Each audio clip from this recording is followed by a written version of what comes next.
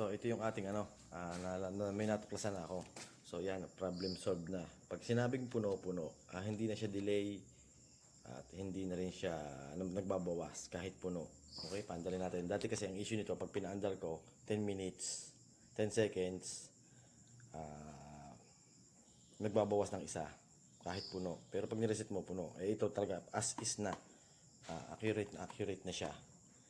So yan, try ko, buksan ko. Oh, puno, 'di ba? Ngayon buksan ko kung obserbahan natin kung mamamatay.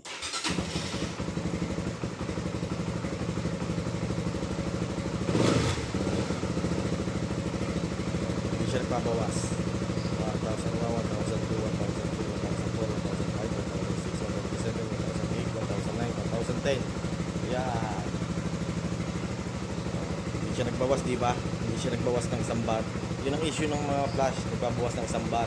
Pero ito hindi na. Maliba lang kung nabawasan siya ng 2 litro. Pambabawayan ng isa. Okay na, solve na.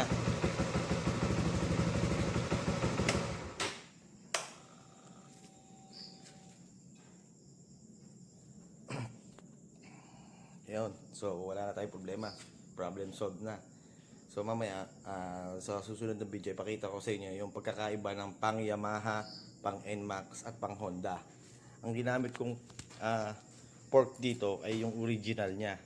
Kasi yung pang Yamaha sinasabi nung isa ay hindi pwede talaga. Hindi talaga pwede. Baka natsambahan lang niya yon. Pero ito yung pinaka-accurate. Malalambot po kasi yung fork ng Yamaha. Ang Yamaha ay 2 fingers. Ang pang-Hondang fork ng fuel gauge ay 3 fingers. Ang Rusi Flash 150X na original ay 4 fingers. 4 fingers. Mamaya ipakikita ko sa susunod na video yung continuation ng video ito, yung sinasabi ko sa inyo na 4 fingers, 3 fingers, yun.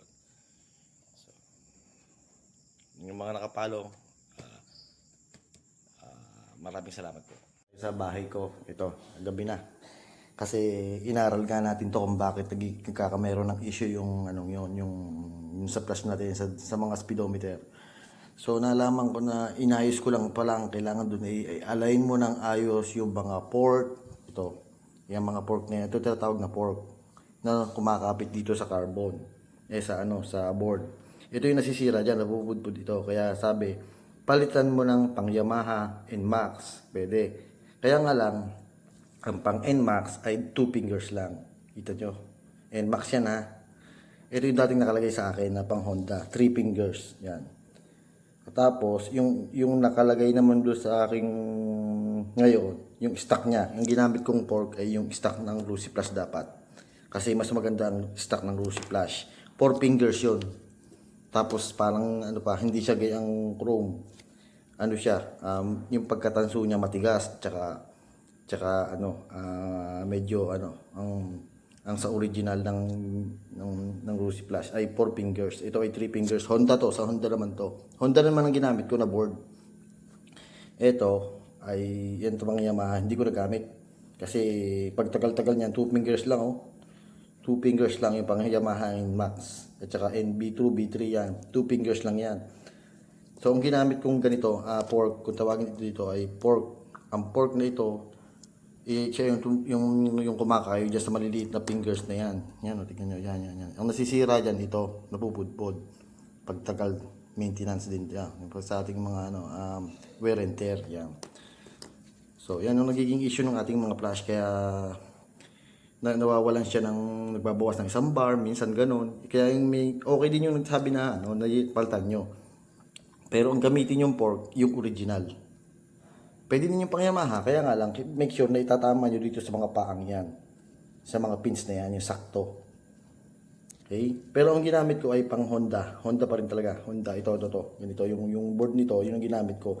Honda, basta pang Honda, hindi ko pa natandaan yung link eh. Yung link, yan ang pang Honda. 3 fingers. Yung pang Rusi Plus X, 4 fingers. Mas maganda ang kapit noon. Kaya nga lang, tsaka mas matigas. Kaya nga lang, napupudpud itong board. Kaya Kaya okay lang mapudpud ng board, madali naman palitan itong board eh. Pwede nga pang Yamaha, pang Honda, pwede. Yan.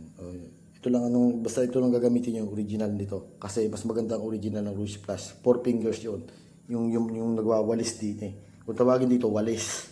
Yan.